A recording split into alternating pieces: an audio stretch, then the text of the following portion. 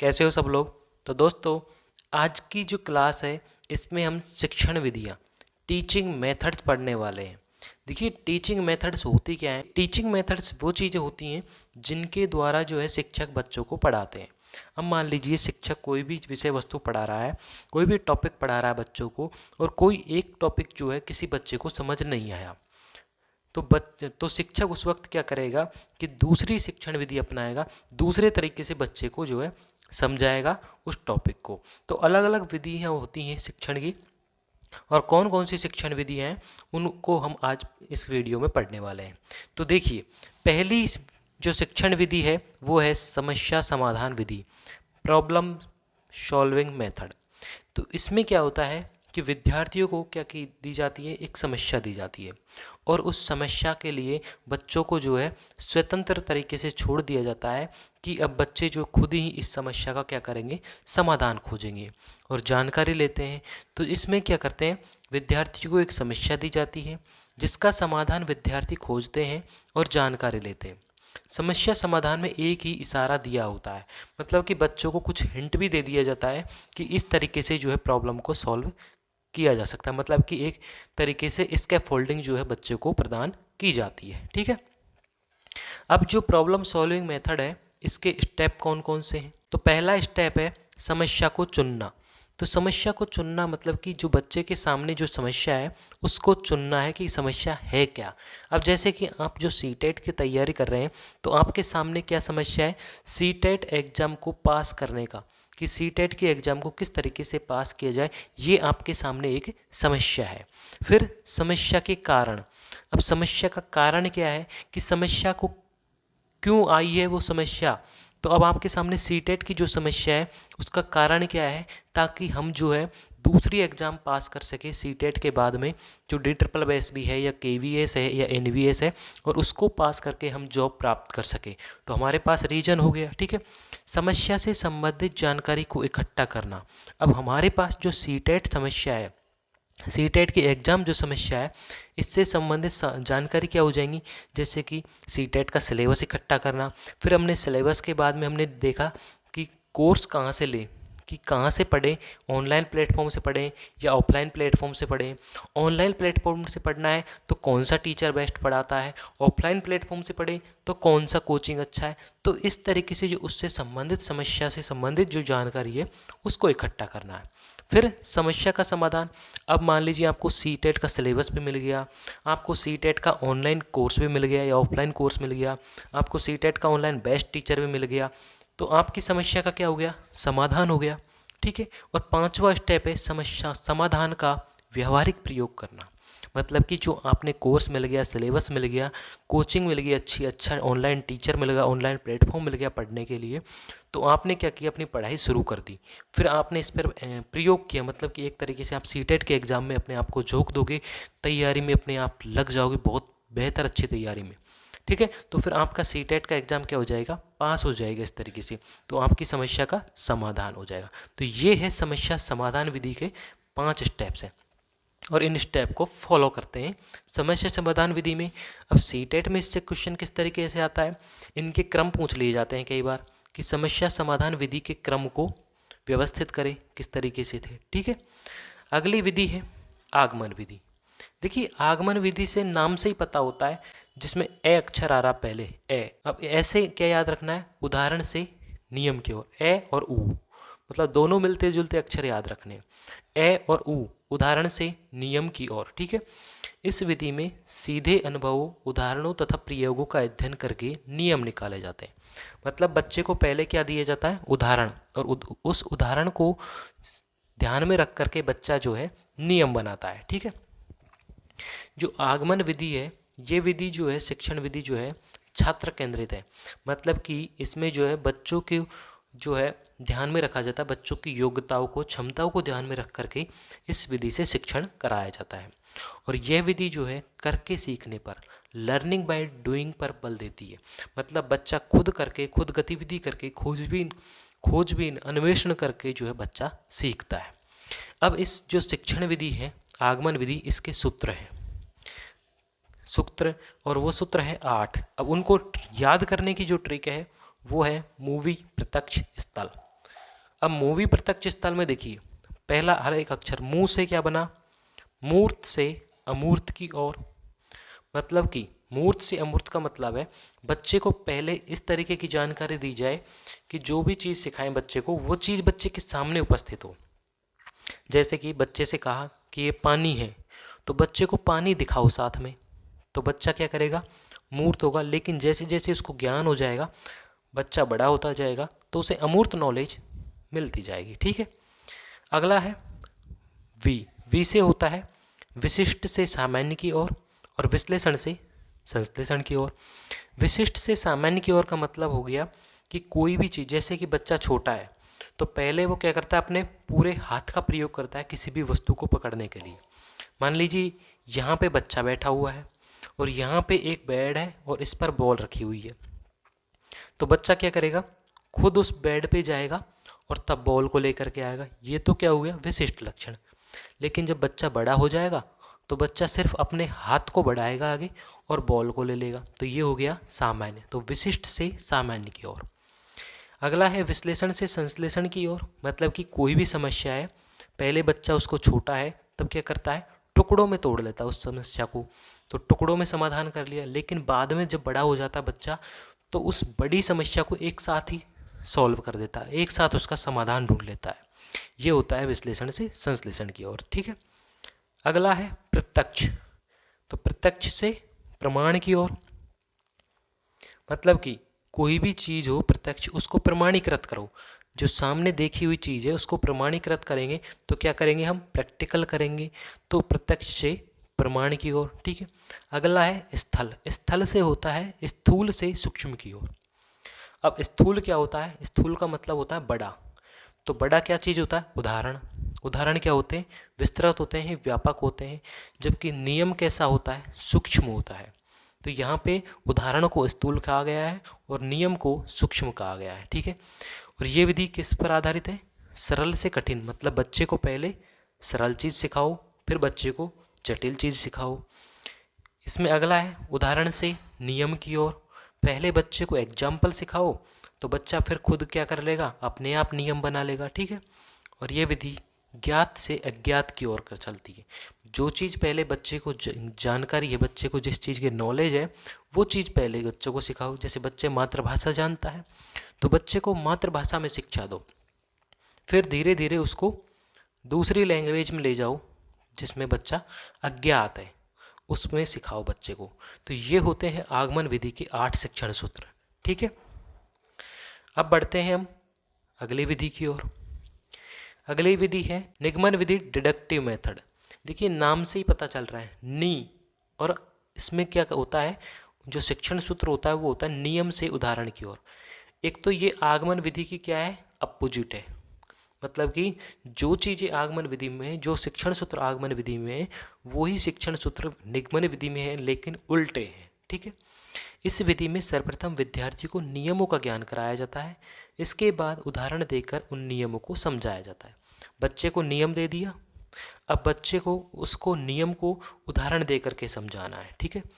यह विधि एक शिक्षक केंद्रित है विधि है, इसमें शिक्षक ही सारे नियम सिखाता है। अब जैसे कि मान लीजिए मैथ का कोई भी फॉर्मूला होता है, बता दिया जाता है कि a प्लस बी का whole square is equal to a square plus b square plus 2ab।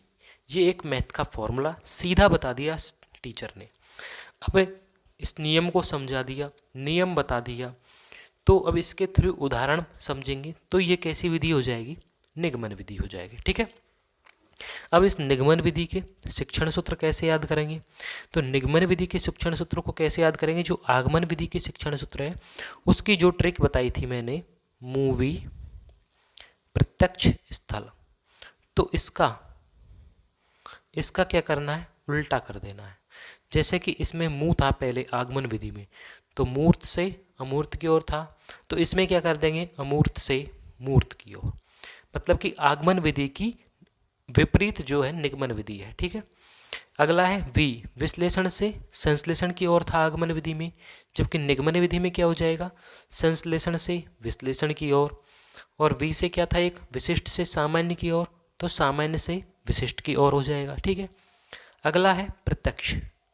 प्रत्यक्ष, तो प्रत्यक्ष से प्रमाण की ओर था आगमन विधि में, तो निगमन में हो जाएगा प्रमाण से प्रत्यक्ष की ओर। अगला स्थूल, स्थूल स्थल से, तो स्थूल से सूक्ष्म की ओर आगमन विधि में था, तो निगमन विधि में सूक्ष्म से स्थूल की ओर हो जाएगा। इसी तरीके से आगमन विधि में सरल से कठिन था, तो निगमन विधि में कठिन से सरल हो जाएगा। और आगमन विधि में नियम से उदाहरण की ओर, और निगमन विधि में नियम से उदाहरण की ओर हो जाएगा, और अज्ञात से ज्ञात की ओर। कुल मिलाकर कहें तो आगमन विधि और निगमन विधि जो है एक दूसरे के विपरीत है। अगर एक के शिक्षण सूत्र आपको याद है तो आप दूसरी विधि के शिक्षण सूत्र अपने आप बना लोगे, ठीक है। ये होते हैं शिक्षण सूत्र आगमन विधि और निगमन विधि के 8। अब आगमन विधि जो थी वो छात्र केंद्रित थी, और निगमन विधि जो है वो कैसी है, निगमन विधि जो है वो शिक्षक केंद्रित है। ये यहाँ पे तो अगर आपसे पूछा जाए कि शिक्षण विधि आगमन और निगमन विधि में से कौन सी शिक्षण विधि अच्छी है, तो आप किसको बताएंगे, आगमन विधि को बताएंगे, ठीक है। अब चलते हैं अगली विधि पर। अगली विधि है प्रोजेक्ट विधि। प्रोजेक्ट मतलब कि जो हम कोई भी प्रोजेक्ट तैयार करते हैं, 3D प्रोजेक्ट, वो होता है प्रोजेक्ट। इस विधि के प्रवर्तक किलपैट्रिक थे, मतलब ये विधि किसने बनाई, प्रोजेक्ट मेथड किसने बनाया, किलपैट्रिक ने बनाया था, किलपैट्रिक साइंटिस्ट ने, ठीक है। यह विधि अनुभव केंद्रित है और बालकों के सामाजिकरण पर विशेष बल देती है। इस विधि में विद्यार्थी स्वतंत्र रूप से कार्य करता है एवं अपनी समस्याओं का हल अपने स्वयं के विचारों के आधार पर करता है, और यह विधि वास्तविकता के सिद्धांत पर कार्य करती है। मतलब बच्चे के पास में जो अनुभव है उनसे बच्चा खुद जो है स्वतंत्र रूप से प्रोजेक्ट बनाता है। अब आपसे स्कूल में कह दिया कि आप कोई प्रोजेक्ट बना के लाओ, घर से बना के लाना है, तो घर पे शिक्षक तो है नहीं, तो आप क्या करेंगे, खुद स्वतंत्र रूप से कार्य करेंगे। बच्चा अपने स्वयं के विचार जो है उनके आधार पर प्रोजेक्ट बनाएगा, और ये जो विधि है, प्रोजेक्ट मेथड जो है, ये वास्तविकता के सिद्धांत पर कार्य करता है, क्योंकि आप जो प्रोजेक्ट बनाएंगे वो वास्तव में बनेगा, 3D में बनाएंगे आप, ठीक है। कोई ये तो है नहीं कि AI की मदद से आपने क्रिएट कर दिया, बल्कि वो 3D बनेगा, ठीक है। प्रत्यक्ष विधि, डायरेक्ट मेथड। अब डायरेक्ट मेथड क्या होता है कि बच्चों को एक भाषा से दूसरी भाषा में किस तरीके से ज्ञान सिखाया जाता है। मान लीजिए किसी की मातृभाषा हिंदी है और उस बच्चे को इंग्लिश सिखानी है, तो प्रत्यक्ष विधि में क्या किया जाता है कि ना तो इंग्लिश का हम बच्चे को व्याकरण सिखाएंगे, ना कोई नियम सिखाएंगे, बल्कि जो बच्चे को जो डायरेक्ट जो है इंग्लिश टू इंग्लिश बातचीत करना सिखाएंगे, बच्चे को इंग्लिश में ही बोलना सिखाएंगे। जैसे कि देखिए यहाँ पर इस विधि में बालक को बिना व्याकरण के नियमों का ज्ञान कराए भाषा सिखाई जाती है। मतलब कि किसी बच्चे की मदर टंग हिंदी है और उसको इंग्लिश सिखानी है, तो बच्चे को ना तो इंग्लिश का व्याकरण सिखाएंगे, ना इंग्लिश के नियम सिखाएंगे, बल्कि बच्चे की जो मातृभाषा होती है उसे बिना मध्यस्थ बनाए, और मातृभाषा में भी ट्रांसलेट नहीं करना है, डायरेक्ट इंग्लिश टू इंग्लिश बातचीत करनी है, हिंदी का बिल्कुल यूज नहीं करना है, ठीक है। उसे अन्य भाषा सिखाई जाती है, अर्थात मातृभाषा की सहायता नहीं लेकर विद्यार्थी को सीधे ही बार बार मौखिक एवं लिखित अभ्यास द्वारा सीधे नई भाषा सिखाई जाती है, चाहे तो बोल करके या फिर लिख लिख करके जो बच्चे को नई भाषा सिखाते हैं, ठीक है। इसमें क्षेत्रीय भाषा का भी प्रयोग नहीं किया जाता। क्षेत्रीय भाषा कौन सी होगी, हम जिस क्षेत्र में रह रहे हैं तो वो क्या हो जाएगी, हमारी मातृभाषा, तो उसका भी प्रयोग नहीं करना है, ठीक है। इस विधि में वार्तालाप के माध्यम से अधिक सीखने पर बल दिया जाता है, जिसमें वह प्राकृतिक रूप से सीख सके। मतलब कि जैसे कि कोई बच्चा है जिसकी मातृभाषा जो होती है, तो मातृभाषा उसने किस तरीके से सीखी, जन्मजात अर्जित करने का गुण होता है, तो बच्चा उस मातृभाषा को जिस तरीके से सीखता है उसी तरीके से जो यहाँ पर नई भाषा को सिखाया जाता है। कोई दूसरी भाषा है उसको मध्यस्थ नहीं बनाया जाता है, ना ही किसी दूसरी भाषा में ट्रांसलेट करके सिखाया जाता है, डायरेक्ट जो लैंग्वेज नई भाषा सीखनी है उसी को सिखाया जाता है, ठीक है। अगली विधि है विश्लेषण विधि, एनालिसिस मेथड। देखिए विश्लेषण का मतलब होता है किसी समस्या को टुकड़ों में तोड़ना। अब मान लीजिए बच्चे के तुम्हारे सामने है सीटेट की समस्या, तो आप सीटेट की एग्ज़ाम पास करने के लिए आप क्या करोगे, सिलेबस ढूंढा आपने। अब आपने सिलेबस मिला तो आपको 5 सब्जेक्ट हैं आपके। अब आपने क्या किया, प्रत्येक सब्जेक्ट को अलग अलग कर लिया, हर एक सब्जेक्ट के अलग अलग नोट्स बना लिए, या फिर अलग से जो आपने अलग जो प्रत्येक सब्जेक्ट है उसके अलग अलग टॉपिक को फिर आपने पढ़ना शुरू किया। तो आपने समस्या को क्या कर दिया, छोटे छोटे टुकड़ों में बांट लिया। ठीक है, तो ये होती है विश्लेषण विधि। संश्लेषण मेथड, सिंथेसिस मेथड, ये क्या होती है, विश्लेषण विधि जो होती है संश्लेषण विधि की पूरक होती है। विश्लेषण और संश्लेषण एक दूसरे की क्या होती हैं, पूरक होती हैं। जिस तरीके से मैंने बताया आगमन और निगमन विधि एक दूसरे की पूरक होती है, मतलब एक दूसरे के विपरीत होती हैं, उस तरीके से। ठीक है, जब विश्लेषण कर लिया हमने, समस्या को क्या कर दिया, अलग अलग टुकड़ों में, जो विश्लेषण करके अलग अलग टुकड़ों में हमने समस्या को टुकड़ा कर दिया समस्या का। अब हमने उस समस्या को, जैसे सीटेड समस्या थी तो हमने सारे सब्जेक्ट को अलग अलग करके हमने पढ़ लिया। अब विश्लेषण के बाद संश्लेषण का कार्य होता है। अब जो हमने पढ़ा था अलग अलग टुकड़ों में, तो एग्जाम जब आएगी तो हम क्या करेंगे, उस सब का संश्लेषण करेंगे, एक साथ करेंगे, हम एक साथ पढ़ेंगे उनको, ताकि जो पेपर में भी, क्योंकि एग्जाम में भी क्या होता है हमारे साथ में सामने एक साथ क्वेश्चंस आते हैं सारे सब्जेक्ट के, तो फिर उसका क्या कर दिया जाता है, संश्लेषण। समस्या के छोटे छोटे टुकड़ों को जोड़ते हुए समस्या का हल निकाला जाता है। अब समस्या को एक साथ कर देते हैं, और इस विधि का प्रयोग प्राय ज्योमेट्री में किया जाता है। जो मैथ्स में जो ज्योमेट्री सब्जेक्ट होता है, टॉपिक होता है, उसमें किया जाता है संश्लेषण विधि का प्रयोग। ठीक है, अगली विधि है अनुकरण विधि, इमिटेशन। इमिटेशन विधि है, सिमुलेशन नहीं, इमिटेशन विधि। इस विधि में बालक अनुकरण द्वारा सीखता है। इस विधि को अनुकरण विधि कहते हैं। अनुकरण मतलब कि जो शिक्षक है उसने कोई आदर्श वाचन किया, शिक्षक ने क्या किया, आदर्श वाचन किया, कोई भी जो वाक्य बोला, फिर बच्चे क्या करेंगे, उसका सस्वर वाचन, मतलब कि बच्चे जो हैं उस शिक्षक द्वारा बोली गए वाक्य को रिपीट करते हैं, उसी को बोलते हैं, उसी का अनुकरण करते हैं। इस विधि में बालक अपने शिक्षक का अनुकरण करके लिखना, पढ़ना व नवीन रचना करना सीखता है। इस विधि के अंतर्गत बालक शिक्षक के उच्चारण को सुनकर वाचन करना सीखते हैं। शिक्षक ने जो वाक्य बोला उसका उच्चारण किसने सुना, बच्चों ने, तो फिर बच्चे भी उसी वाक्य को दोबारा सस्वर वाचन करते हैं। ठीक है, पहले शिक्षक बोलता है, फिर बच्चे उसका आदर्श अनुसरण करते हैं। इस विधि के आधार पर शुद्ध आचरण को ही भाषा शिक्षक का सर्वश्रेष्ठ गुण माना जाता है। ठीक है, अगली विधि है व्याख्यान विधि।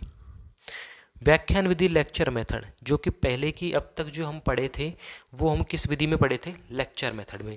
लेकिन आजकल स्कूलों में लेक्चर मेथड का प्रयोग नहीं किया जाता।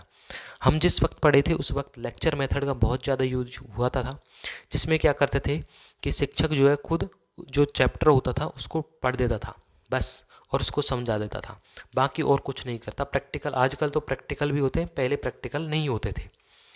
तो व्याख्यान विधि में किसी तथ्य या विषय की व्याख्या की जाती है।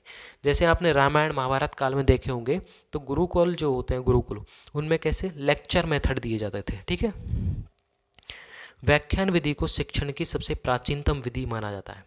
जो व्याख्यान विधि है वो रामायण काल और महाभारत काल में सबसे अधिक प्रचलित थी। ठीक है, इस विधि में शिक्षक की भूमिका प्रमुख होती है, मतलब शिक्षक केंद्रित विधि है। शिक्षक की सबसे ज़्यादा भूमिका, क्योंकि व्याख्यान कौन करता है, शिक्षक करता है। शिक्षक केंद्रित शिक्षण विधि मानी जाती है, और यह विधि स्मृति स्तर का शिक्षण अधिगम कराती है। ठीक है, सामाजिक विज्ञान में व्याख्यान विधि का प्रयोग सबसे अधिक होता है। अब आपने देखा होगा जो सोशल साइंस सब्जेक्ट है उसमें सबसे ज़्यादा जो है लेक्चर दिया जाता है, मतलब सिर्फ शिक्षक जो है बोलता जाता है, लेकिन जो सारे बच्चे हैं वो सिर्फ सुनते जाते हैं।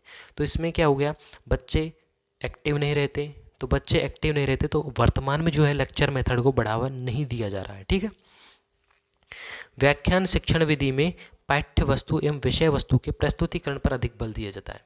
मतलब कि जो टॉपिक होता है उसको सिर्फ मौखिक रूप से जो है बच्चों को, मतलब कि जो व्याख्या कर दी जाती है उस टॉपिक पर, शिक्षक उस पर बोलता रहता है, उस टॉपिक को बोलता रहता है, समझाता रहता है, लेकिन जो बच्चे हैं वो एक्टिव नहीं रहते, इसलिए इस विधि को वर्तमान में उपयोग नहीं ली जाती है। ठीक है, अगला एक छोटा सा इम्पोर्टेंट टॉपिक है इसमें, चंकिंग।